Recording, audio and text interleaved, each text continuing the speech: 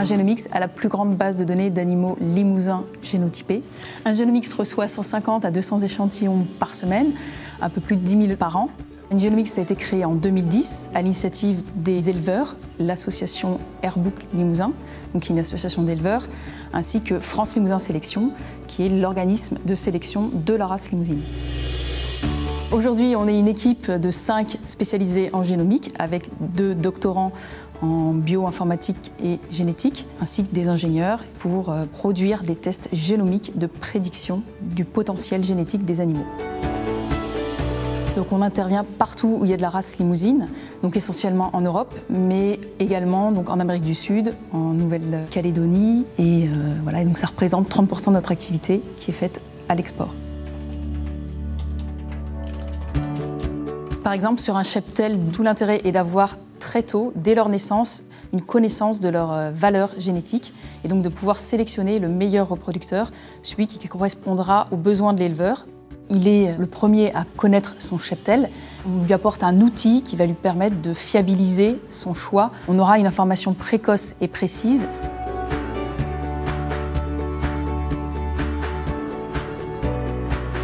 On a une activité bovine avec 90 mères vaches allaitantes. C'est des animaux qui sont nés sur notre exploitation. On réalise des prélèvements de façon justement à être bien sûr des critères que l'on recherche et des critères dont ils sont porteurs. On arrive à sortir des animaux précoces avec des bons rendements en viande, et ça c'est lié justement à ces critères de sélection depuis le plus jeune âge sur les génisses qui nous permettent aujourd'hui d'avoir de plus en plus de rentabilité sur nos exploitations. Je travaille au Airbook Limousin. Je me rends dans l'élevage de Jean-Charles Caillot pour le conseiller sur ses choix d'animaux, apporter un œil extérieur qui va lui servir de base pour trier notamment ses génisses de renouvellement. Le critère premier, c'est le tri morphologique avec le pointage. On a également, pour fiabiliser ce choix de génisses de renouvellement, le test Evalim, donc développé par Ingenomics. On évalue avec ce test pas moins de 12 caractères, sa morphologie dans son ensemble au travers du développement musculaire, du développement squelettique, le potentiel de croissance de l'animal, la finesse d'os également, la facilité de naissance. Avec ce test Evalim, on a la possibilité de connaître l'aptitude à l'allaitement de la génisse très jeune. Et ça, c'est un critère essentiel dans le choix des génisses de renouvellement. Pour moi, le test Evalim, c'est un outil d'avenir. J'utilise les services d'Ingenomics depuis 2012. Et donc, moi, j'attache beaucoup d'importance à la sélection sur la voie femelle.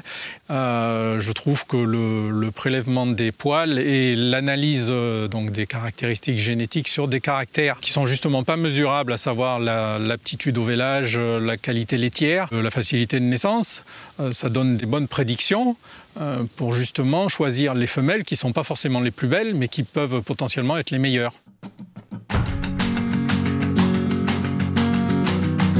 Le test permet aussi de vérifier la filiation de l'animal pour connaître sa généalogie précisément. Et on va chercher aussi des gènes d'intérêt, tels que le caractère culard ou le caractère sans corne, ainsi que certaines anomalies génétiques. On est basé au pôle d'Hanau, ce qui nous permet de collaborer avec toutes les structures du pôle de l'Hanau. Les animaux qui sont à la station de l'Hanau sont là pour être évalués. Ils sont aussi à la base de programmes de recherche sur lesquels on collecte des données pour pouvoir faire de la sélection génomique. Le test génomique, c'est le moyen le plus simple, le plus efficace et le moins cher pour accélérer le progrès génétique. Donc ça m'a permis de gagner du temps et de ne pas garder trop longtemps des vaches qui ne sont pas bonnes productrices en réalité. C'est vraiment qu'on connaît la valeur de l'animal tout de suite.